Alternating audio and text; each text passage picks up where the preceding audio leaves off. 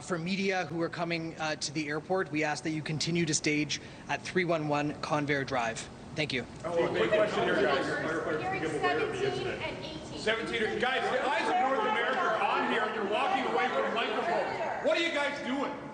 You're walking away from the microphones, and everyone's watching. Tell us about the rescue. Whoa! That was the press yelling at the fire chief's team from Toronto Pearson Airport after they left without taking any questions a few minutes ago. They didn't answer any questions because they don't have any answers, okay? They don't know why this happened. You know, this is one of the problems we got to work through as a culture. I get it. I get it. You want copy. You want stuff you can put on Twitter. You want clips that you can use and shout stuff out. No, I just want answers. You know they don't know, okay? This Delta Airlines flight from Minneapolis to Toronto, it lands, crashes, flips upside down, immediately catches on fire on the runway. Everybody lives. People hurt.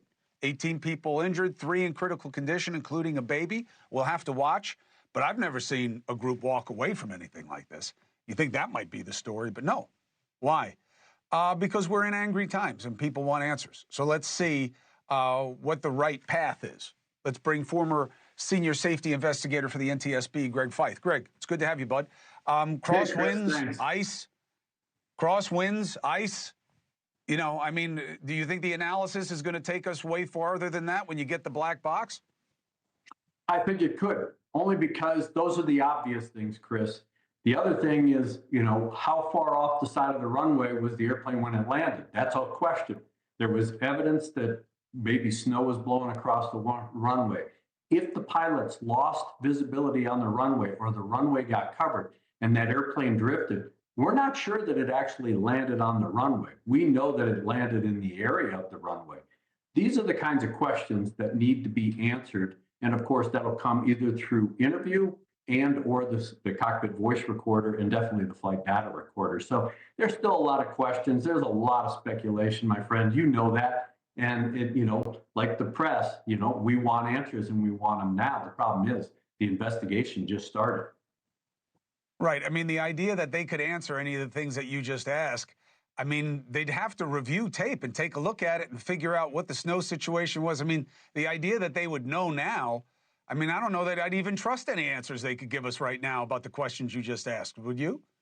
I agree. No. I mean, I looked at some of the preliminary ADSB data, similar data that we saw in the mid-air collision.